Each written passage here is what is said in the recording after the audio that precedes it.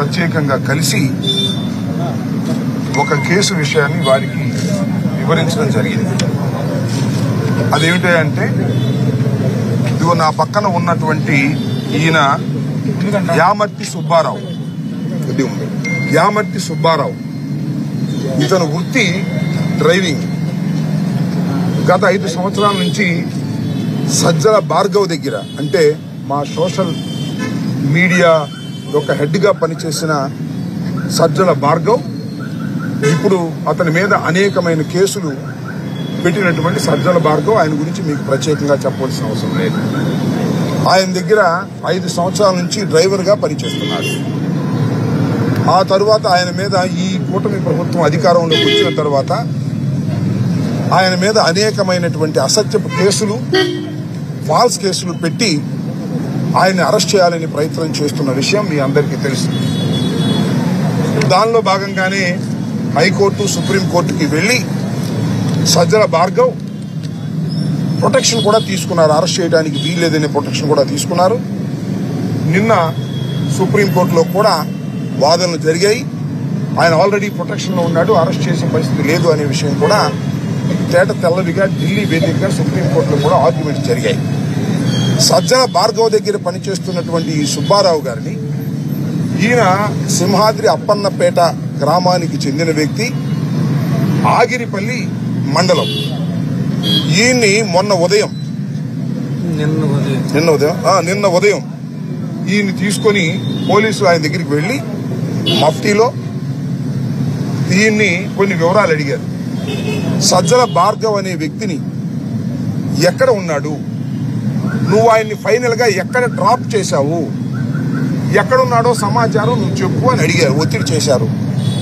నాకు తెలియదు సార్, ఆయన అయితే లేడు, ఇప్పుడు ఎక్కడికి వెళ్ళాడో నాకు తెలియదు, డ్రైవర్గా నేను పనిచేసే వ్యక్తినే తప్ప ఆయన వేరే బోట్స్ నాకు తెలియవు సార్ అని చెప్పాడు. ఇదే విషయం పోలీస్ స్టేషన్లో చెబుతూ రమ్మని ఆయన్ని ఒక బండి మీద ఎక్కించుకొని, ఆ 2 కానిస్టేబుల్స్, మఫ్టీలో ఉన్న కానిస్టేబుల్స్ 2 ఎక్కించుకొని మధ్యలో కూర్చోబెట్టుకొని విజయవాడ తీసుకొచ్చి ఆంధ్ర హాస్పిటల్ దగ్గరికి వచ్చిన తర్వాత ఈయనకి మంకీ క్యాప్, ఒక ముసుగు వేసి కళ్ళు కనపడుకోకుండా చేసి అక్కడ నుంచి కొంత దూరం తీసుకువెళ్లి ఒక అపార్ట్మెంట్లో, లిఫ్ట్లో, అపార్ట్మెంట్ని ఎలా చెప్పగలుగుతున్నా అంటే ఒక లిఫ్ట్లో తీసుకువెళ్లి ఒక గదిలోకి వెళ్ళిన తర్వాత ఆ గదిలో ఆయన మంకీ క్యాప్ తీసేశారు. అక్కడ పోలీస్ కానిస్టేబుల్స్ ఉన్నారు. దాంతోపాటు ఇంకా 3 ఉన్నారంట, ఎవరో నిందితులు లాంటి వాళ్ళు, ఇలా పట్టుకొచ్చిన వాళ్ళు. ఈయన్ని చిత్రహింసలుగా చేశారు. నిన్నంతా కూడా విపరీతంగా కొట్టారు. సుమారు 2-2:30 దాకా కొట్టి కాళ్ళ మీద, చేతుల మీద నడవలేనటువంటి పరిస్థితిలో ఉన్నాడు. కొట్టి మళ్ళా 2:30 తర్వాత మళ్ళా ముసిగేసి తీసుకొచ్చి, అంటే ఏ ప్లేస్ ఉందో చెప్పడానికి ఇతనికి అర్థం కాకుండా ఉండే విధంగా తీసుకొచ్చి మళ్ళీ ఆంధ్ర హాస్పిటల్ దగ్గర వదిలేసి వెళ్ళిపోయాడు. చావు బతుకుల మీద ఉంటే బంధువులు వచ్చి వారిని తీసుకువెళ్ళి హాస్పిటల్లో ట్రీట్మెంట్ చేయడానికి హాస్పిటల్లో జాయిన్ చేస్తే మళ్ళీ తెల్లారిగట్ట బెడ్ లేవని తిప్పి పంపించేశారు, ఇన్ని దెబ్బలు తగిలినా కూడా. దీన్ని విచారణ చేయమని కమిషనర్ ఆఫ్ పోలీస్కి వారి చేత కంప్లైంట్ ఇప్పించేందుకు మేము వచ్చాం. ఇది చాలా దారుణమైనటువంటి అంశం. పోలీసు వారు సజ్జల భార్గవ్ని పట్టుకోవడం కోసం విచారణ చేయవచ్చు, తప్పులేదు. సజ్జల భార్గవ్ని పట్టుకునే అవకాశం కూడా లేదు, ఎందుకంటే court has given a protection.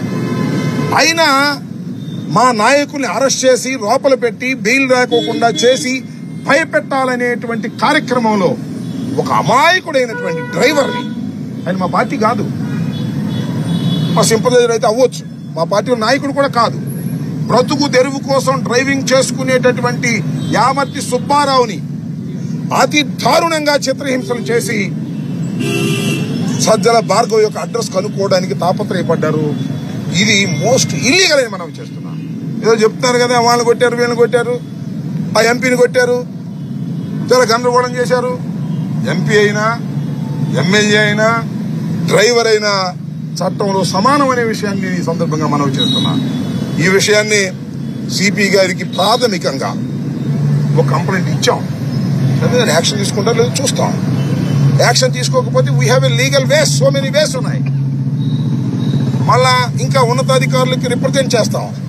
అన్ని ఎగ్జాస్ట్ అయిపోయిన తర్వాత న్యాయపరంగా న్యాయస్థానాలకు కూడా వెళ్తామని మనం చేస్తున్నాం. ఎవరైతే తన డ్యూటీస్ లో అధికంగా ప్రవర్తిస్తారో, బియాండ్ ది డ్యూటీస్, పోలీస్ వ్యవస్థలో వారు అరెస్ట్ చేయవచ్చు, లేదా విచారణకు పిలవచ్చు, లేదా నోటీస్ ఇవ్వచ్చు తప్ప లాఠీ పెట్టి కొట్టడం కానీ, చిత్రహింసలు గురి చేయటం కానీ భారత రాజ్యాంగంలో సిఆర్పిసిలో తప్పిది. పోలీసుల మీద ప్రైవేట్ కేసులు కూడా పెట్టేటటువంటి అవకాశం ఉంది.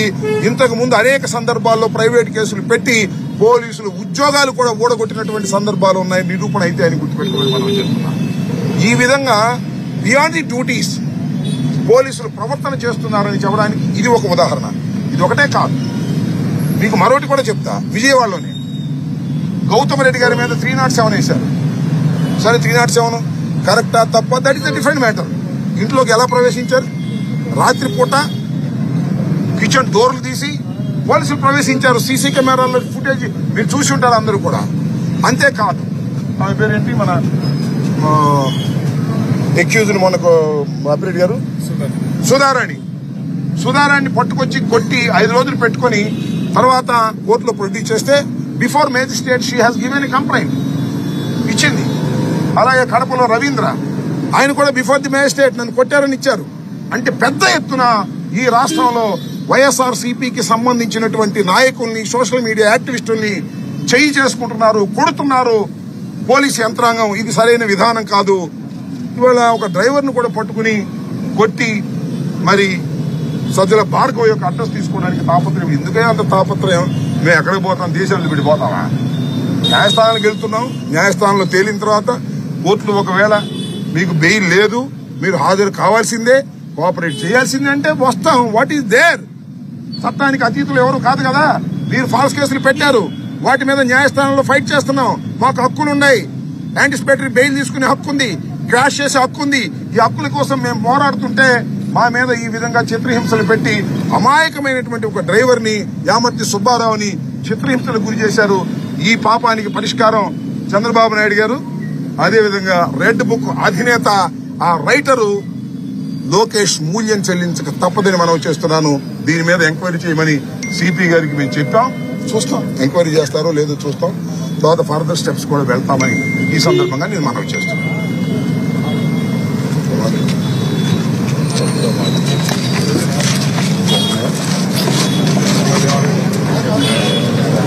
Please subscribe .news.